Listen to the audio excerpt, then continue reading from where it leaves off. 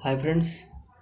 इस वीडियो में हम आरक्षण पर चर्चा करेंगे। आरक्षण एक ऐसा मुद्दा है, रिजर्वेशन, जो इंडिया में बहुत पहले से ही है। आप कह सकते हैं कि आज़ादी के पहले से ही है। उस समय जो कुछ रिफॉर्म्स हुए थे अंग्रेज़ों के द्वारा जो किए गए थे, काउंसिल्स एक्ट था जिसमें रिप्रेजेंटेशन को लेकर कुछ प्रोविजंस किए गए थे, पार्लियामेंट्री रिफॉर्म्स था।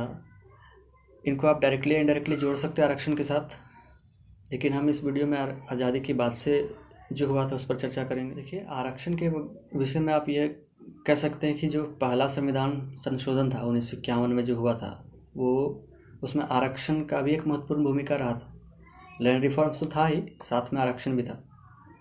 तो आज के वीडियो में हम मराठा आरक्षण पे डिस्कशन करेंगे और साथ में पहला संविधान संशोधन और 102वां संविधान संशोधन पे भी थोड़ा सा ओवरव्यू लेंगे। तो मराठा आरक्षण का जो विषय है वो चर्चा में आया क्यों फिर से?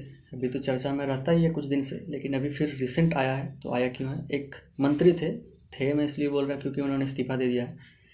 थावरचंद गहलोत जी वो राज्यपाल बना दिए गए हैं। गहलोत जी सामाजिक न्याय और अधिकारिता मंत्री थे मोदी कैबिनेट में। अभी उन्होंने इस्तीफा दे दिया कैबिनेट एक्सपेंशन के पहले। उन्होंने एक बात कही कि सुप्रीम कोर्ट ने जो एक बात कही है कि स्टेट के पास वो अधिकार नहीं है कि वो 50% के जो आरक्षण की जो सीमा है उसे पार करके और आरक्षण की प्रावधान कर सके। उस बात को उन्होंने कहा कि नहीं, हम इसके खिलाफ हैं और हम स्टेट के पावर के पक्ष में हैं। तो उनके इस बयान के चक्कर में फिर से न्यूज़ में आ गई थी। तो आगे अब चर्चा करते हैं मराठा आरक्षण है क्या, 102वां संविधान संशोधन था क्या, उसके कुछ प्रोविजंस जो इससे रिलेटेड हैं वो क्या हैं। तो देखिए, हम डिस्कस करेंगे कि मराठा आरक्षण की जो ज़मीन थी वो तैयार कैसे हुई। तो मराठा लोग जो थे उनके बारे में कहा जाता है कि वो लड़ाकू थे, ज़मींदार थे। फिर वो गरीब कैसे हो गए? उन्हें आरक्षण क्यों चाहिए? तो हुआ ऐसा कि समय के साथ उनकी जो लैंड होल्डिंग थी वो कम होने लगी। तो बेसिकली मराठा लोग लड़ाकू थे। अब तो राजा रहे नहीं, तो वो लड़ाकू भी नहीं रहे, सैनिक नहीं रहे। उसके बाद से लैंड होल्डिंग कैपेसिटी भी कम होने लगी, तो वो गरीब होने लगे। फिर उन्हें लगा कि नहीं, अब हमें भी आरक्षण में आना चाहिए, आरक्षण का लाभ लेना चाहिए। तो उन्होंने आंदोलन शुरू किया। अब आंदोलन शुरू किया तो राज्य सरकार को भी लगने लगा कि हाँ ठीक है, इनकी बात भी सही ही लग रही है, इन्हें भी आरक्षण देना ही चाहिए। तो एक एक्ट आया था 2018 में, socially and educationally backward classes act. तो ये जो 2018 का एक्ट आया था, इसके तहत महाराष्ट्र गवर्नमेंट ने एक कमीशन का गठन किया, गायकवाड़ कमीशन। उस कमीशन ने सिफारिश की, रिकमेंडेशन भेजा कि 16% का आरक्षण देना चाहिए महाराष्ट्र के मराठा वर्ग को। अब उसी रिकमेंडेशंस को मानते हुए महाराष्ट्र गवर्नमेंट ने 16% का आरक्षण दे दिया। खैर, ये बात थोड़ी और पुरानी है। 2014 में महाराष्ट्र राज्य पिछड़ा वर्ग आयोग का गठन किया था। उसके बाद फिर ये एक्ट आया 2018 का, उसके रिकमेंडेशंस पे फिर ये आरक्षण मिला 16%। फिर से चैलेंज किया गया कोर्ट में, उसके बाद ये खारिज हो गया। तो ये खारिज हुआ क्यों? अब इसे देखते हैं। मराठा लोगों को आरक्षण मिल गया, और आप जानते हैं आरक्षण एक ऐसा मुद्दा है हमारे देश में जिसके कुछ लोग जिसके पक्ष में है, कुछ लोग विपक्ष में है। तो हंगामा तो होना ही था, इसे चैलेंज किया गया। बॉम्बे हाई कोर्ट में एक केस आया। वो केस था Jai Shri Laxman Rao Patil versus chief minister. उन्होंने चैलेंज कर दिया मराठा आरक्षण को कोर्ट में कि क्या हो रहा है, मतलब 50% की सीलिंग को पार कर रहा है। एक तो महाराष्ट्र में पहले से 52% आरक्षण था, ST SC OBC वगैरह बाकी सारों को मिला के। अब ये 16 और दे रहा है, 68% हो रहा है। क्या है ये? इंदिरा साहनी का केस तो वायलेशन हो गया। कोर्ट ने कहा ठीक है, इंदिरा साहनी के केस में ये कहा गया था 1992 में सुप्रीम कोर्ट के द्वारा कि आरक्षण की जो सीमा है, जो सीलिंग है, वो मैक्सिमम 50% होगी, उससे ज़्यादा नहीं होगी। लेकिन 103वां संशोधन जो हुआ 2019 में, आप उसको देखो, उसमें क्या कहा गया है। उसमें ये बताया कि 50% की सीलिंग को पार किया जा सकता है। उसी के 10% का आरक्षण दिया EWS को, इकोनॉमिक वीकर सेक्शन को। तो ठीक है, अगर राज्य को ऐसा लगता है कि इन लोगों को आरक्षण चाहिए, ये कमज़ोर हो रहे हैं, तो दे सकती है। फिर उन्होंने राज्य के पक्षधर वालों को, मतलब आरक्षण के पक्षधर वालों को कहा कि भैया देखो, आप 16% से हटा के इन्हें 12-13% दे दो, 16% मत दो। अब पाटिल साहब को संतुष्टि नहीं हुई, वो चले गए सुप्रीम कोर्ट। सुप्रीम कोर्ट में फिर उन्होंने कहा कि भैया देखिए कहाँ क्या हो रहा है, ये 50% की सीलिंग को पार कर रहे हैं, मराठा लोगों को आरक्षण मिल रहा है 16% का। राज्य वाले ये कर रहे हैं। अब बता रहे हैं कि 102वां संविधान संशोधन में ऐसा प्रावधान है कि राज्य भी ये कर सकता है। तो सुप्रीम कोर्ट ने पहले एनालाइज किया, फिर बोला देखिए ऐसा है कि 102वां संविधान संशोधन में ये कहीं नहीं कहा गया है, या फिर उसका इंटरप्रिटेशन ये नहीं होना चाहिए कि राज्य को भी ये पावर मिले कि 50% की रिजर्वेशन सीलिंग को पार कर सके। ये हक सिर्फ केंद्र के पास है, जो उन्होंने किया था EWS के 10% आरक्षण को लेके। ये राज्य के पास हक नहीं है, वो नहीं कर सकते। खारिज कर दिया मराठा आरक्षण। साथ में उन्होंने ये भी कहा कि मराठा लोग अभी उतने गरीब नहीं हुए कि उन्हें आरक्षण दिया जाए, थोड़ा और गरीब होने दीजिए फिर दे देंगे। तो अब ये जो आरक्षण मिलना, फिर सुप्रीम कोर्ट द्वारा खारिज करना, ये सब बेसिकली एक ही चीज़ के आसपास घूम रही है कि वो 102वां संविधान संशोधन में कुछ प्रोविजंस थे, उसी के इंटरप्रिटेशंस पे है। और सुप्रीम कोर्ट ने कुछ और इंटरप्रेट किया, राज्य सरकार ने कुछ और इंटरप्रेट किया। तो 102वां संविधान संशोधन में एक आर्टिकल जोड़ा गया था 342A 342A। उसमें यह भी कहा गया था कि किसी स्टेट के रिलेटेड आरक्षण की अगर बात हो तो उस स्टेट का राज्यपाल और राष्ट्रपति आपस में डिस्कशन कर सकता है, विचार विमर्श कर सकता है कि किसे इंक्लूड करना चाहिए बैकवर्ड क्लासेस में। वो 2018 वाला एक्ट, SEBC एक्ट, सोशली यानी एजुकेशनली बैकवर्ड क्लासेस एक्ट, उसके तहत किसे नहीं करना चाहिए इंक्लूड, किसे करना चाहिए। तो इसमें से स्टेट गवर्नमेंट ने इंटरप्रेट किया कि ठीक है, राज्यपाल के पास भी ये शक्ति है, वो बता सकता है कि हाँ इसे इंक्लूड कर लो। तो उसी के तहत उन्होंने मराठा को सोशली या एजुकेशनली बैकवर्ड क्लासेस में इंक्लूड करा दिया और आरक्षण दे दिया। अब सुप्रीम कोर्ट में जब ये बात आई तो सुप्रीम कोर्ट ने कहा नहीं, 102वां संशोधन में ये इसका मतलब ये नहीं है कि स्टेट के पास भी ये अधिकार रहे कि वो इंक्लूड कर सकता है। ये अधिकार सिर्फ केंद्र के पास। दोनों का इंटरप्रिटेशन अलग अलग था, बस यहीं सारा पेंच फंस रहा था। अब मान लीजिए कि मराठा आरक्षण खारिज नहीं होता तो इसके कंसिक्वेंसेस क्या हो सकते थे, यानी कि क्या क्या परिणाम आ सकते थे। तो हरियाणा में जो जाट आरक्षण था उसके लिए आंदोलन और तेज होता, उन्हें भी देना पड़ता आरक्षण, इनको बेसिस मान लेते वो।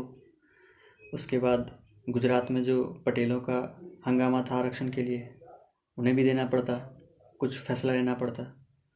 तो हमने वीडियो की शुरुआत में ही एक बात कही थी कि पहला संविधान संशोधन जो हुआ था उस पर थोड़ा सा डिस्कशन करेंगे, थोड़ा ओवरव्यू लेंगे।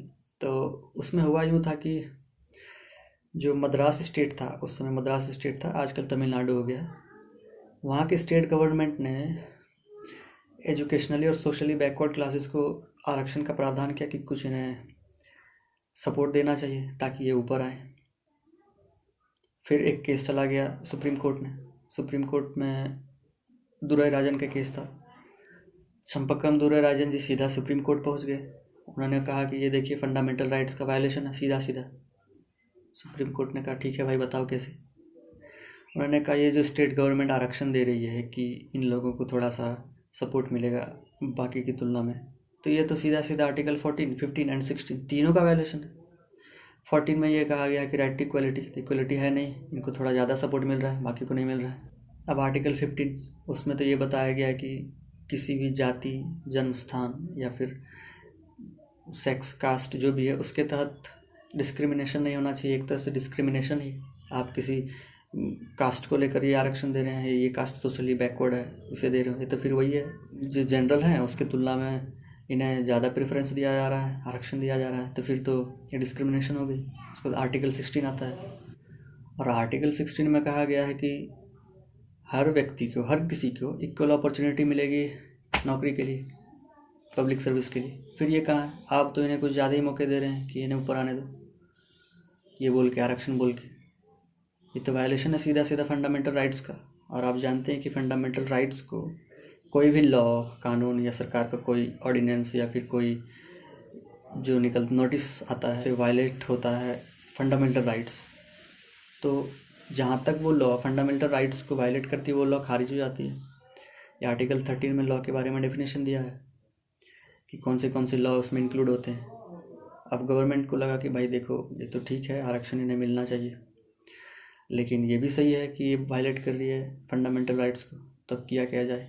फिर उन्होंने फर्स्ट कॉन्स्टिट्यूशनल अमेंडमेंट किया। उन्होंने ये कहा कि आर्टिकल 13 में जो लॉ का डेफिनेशन है कि हाँ ये जो लॉ अगर वायलेट करेंगे, जो भी लॉ है या नोटिफिकेशन जो आता है जो भी है उसमें, तो उसे खारिज कर दिया जाएगा अगर वो वायलेट करेंगे फंडामेंटल राइट्स को। तो अब गवर्नमेंट ने उस लॉ के डेफिनेशन को ही बदल दिया। उन्होंने बोला कि आर्टिकल 13 में जो लॉ का डेफिनेशन दिया गया है उसमें कॉन्स्टिट्यूशनल अमेंडमेंट एक्ट, जो एक एक्ट है वो लॉ बनेगा आगे, वो उसमें इंक्लूडेड नहीं है। यानी कि कॉन्स्टिट्यूशन को अमेंड करके अगर कोई कानून बनाया जाता है और उससे वायलेशन होता है फंडामेंटल राइट्स का, तो उस लॉ को आर्टिकल 13 के अंतर्गत नहीं माना जाएगा। यानी कि वो वायलेट कर भी रही होगी फंडामेंटल राइट्स को तो भी वो खारिज नहीं होगी। अब एक और बात है कि राज्य सरकार या जो भी सरकार है उसके मन में ये आरक्षण की बात आई कैसे। तो हमारे संविधान में आर्टिकल 46 है जो DPSP के अंतर्गत आता है, यानी कि directive principles of state policy, राज्यों की नीति निर्देशक तत्व। तो उनमें ये बताया गया है कि जो पिछड़े वर्ग हैं, जो SC हैं, STs हैं, उनके लिए कुछ ऐसी व्यवस्था करनी चाहिए जो ऊपर उठ सके, वो ऊपर उठ सके। बेसिकली वो रिजर्वेशन की बात करती है, तो उसी के तहत ये रिजर्वेशन की प्रावधान लाया गया था। तो बेसिकली DPSP से ही निकल कर आता आरक्षण का पहला प्रावधान। उसके बाद में ये आए कमीशंस बने STs के लिए, SCs के लिए, OBCs के लिए, ये सब तो बाद में आया। सबसे पहला DPSP का ही जो प्रावधान था आर्टिकल 46 था, उसी के तहत ये रिजर्वेशन का कॉन्सेप्ट आता है, जिसके तहत मद्रास गवर्नमेंट में दिया था, बाद में खारिज हो गया। फिर से कॉन्स्टिट्यूशनल अमेंडमेंट एक्ट आया पहला, उसके तहत फिर से मिल गया। अब 102वां संविधान संशोधन क्या है, तो खैर इसमें कुछ आर्टिकल्स जोड़े गए थे। एक था आर्टिकल 342A, जिसकी हम बात कर चुके हैं कि राज्यपाल और राष्ट्रपति आपस में विचार विमर्श कर सकते हैं, बातचीत कर सकते हैं कि किसे इंक्लूड करना चाहिए बैकवर्ड क्लासेस में, किसे नहीं। एक और आर्टिकल था 388B, 338B। 338B में पिछड़ा वर्ग आयोग के बारे में बताया गया है, यानी कि उसका चेयरमैन कौन होगा, अपॉइंटमेंट कैसे होंगे, बाकी वही सारी चीज़ें हैं। National commission of backward classes, उसको इंक्लूड किया गया था, उसे कॉन्स्टिट्यूशनलाइज किया गया था, पहले वो कॉन्स्टिट्यूशनल बॉडी नहीं थी। एक और आर्टिकल इंक्लूड किया 366। अब उसमें क्या है, उसमें बताया गया है कि कौन से लोग पिछड़ा वर्ग में आएंगे, कौन से नहीं होंगे। अब सुप्रीम कोर्ट ने मराठा आरक्षण को खारिज कर दिया। केंद्र सरकार बोल रही है राज्य को वो पावर देना चाहते हैं कि वो अपना आरक्षण की सीमा 50% से ज़्यादा कर सके।